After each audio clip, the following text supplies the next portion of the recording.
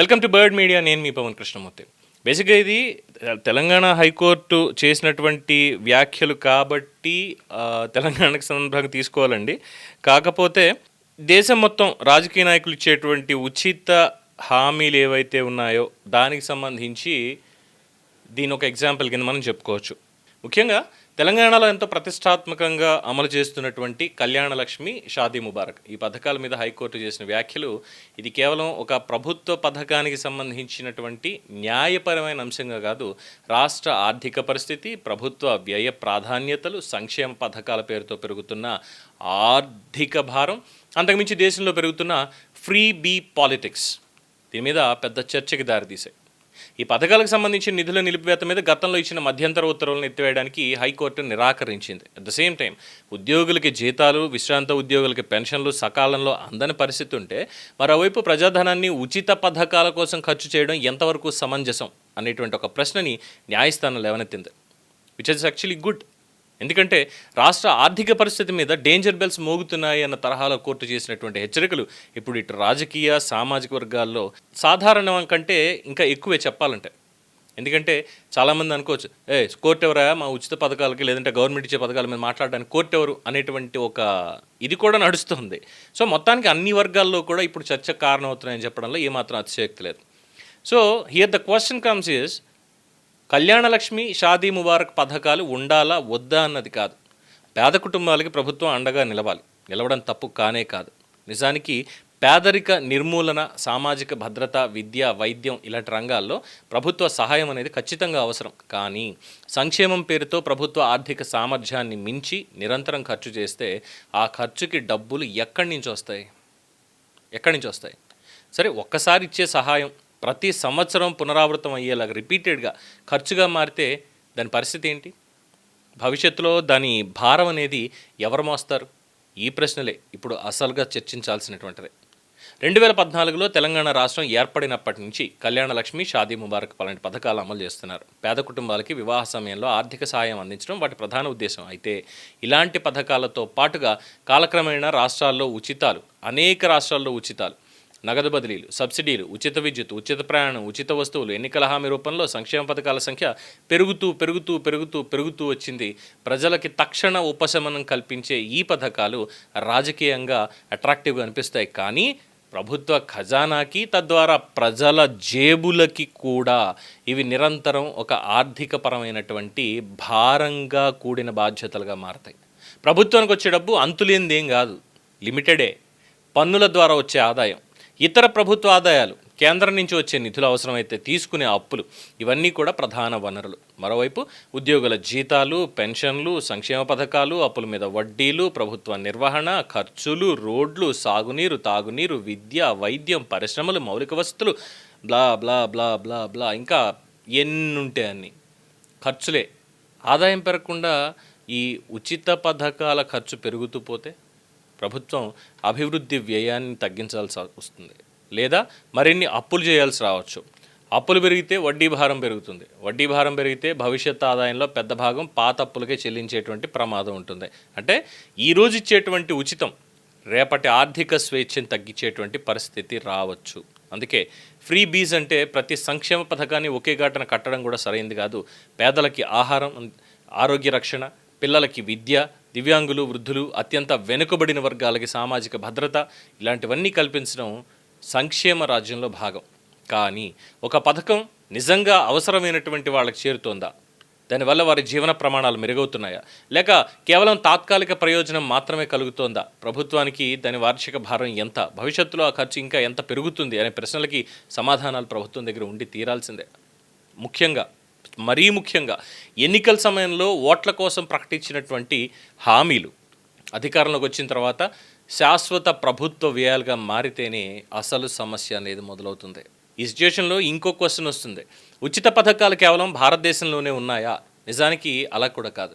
America కానీ, Britain కానీ, యూరోప్లోని అనేక దేశాలు, ఆస్ట్రేలియా వంటి దేశాల్లో కూడా ఈ సామాజిక భద్రతా పథకాలు, నిరుద్యోగ భృతి, ఆరోగ్య సహాయం, పిల్లల సంక్షేమం, పేదలకు ఆర్థిక సహాయం వంటి అనేక వెల్ఫేర్ ప్రోగ్రామ్స్ ఉన్నాయి. అయితే అక్కడి మోడల్ని ఇక్కడ భారతదేశంలో కనిపించే ఎన్నికల ఫ్రీబీస్ రాజకీయాలతోటి డైరెక్ట్గా మనం పోల్చడానికి లేదు.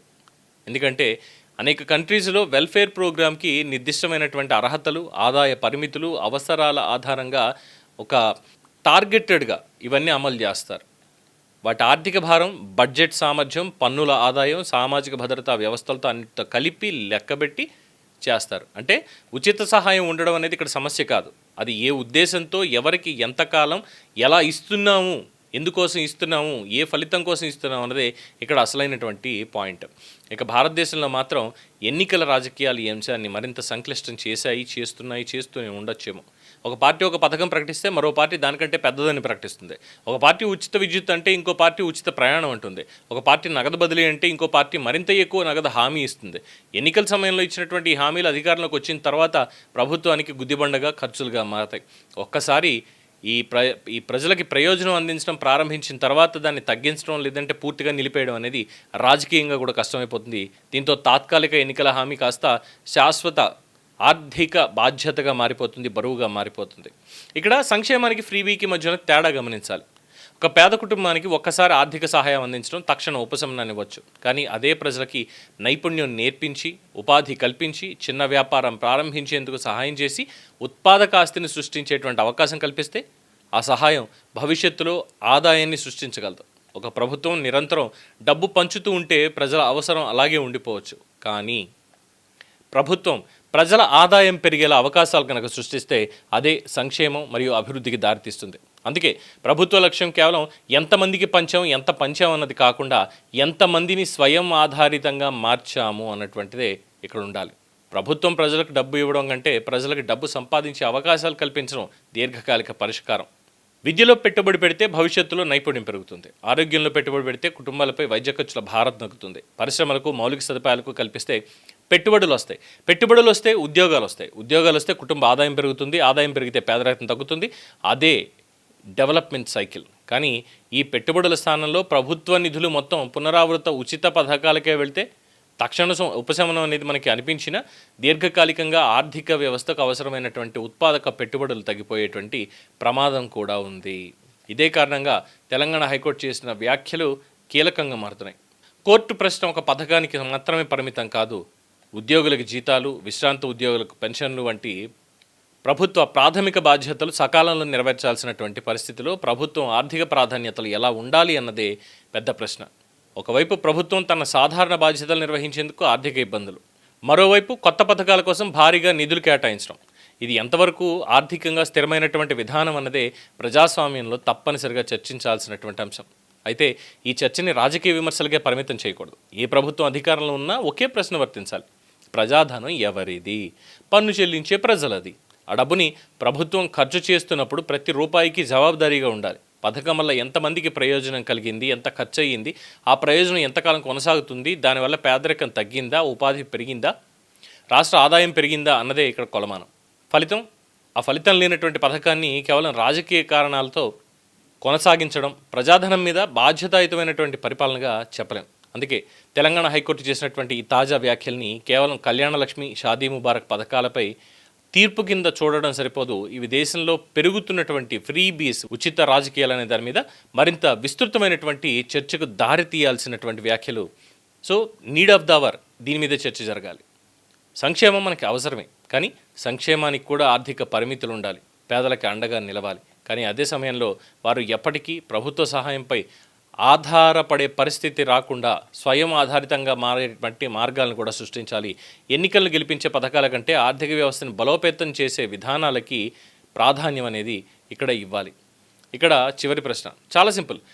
ఒక ప్రభుత్వం 5 ఏళ్ల ఎన్నికను గెలవడానికి ఖజానాపై భారం పెంచితే ఆ బిల్లు కేవలం తర్వాతి ప్రభుత్వానికే రాదు, భవిష్యత్ తరాలు కూడా చెల్లించాల్సి వస్తుంది.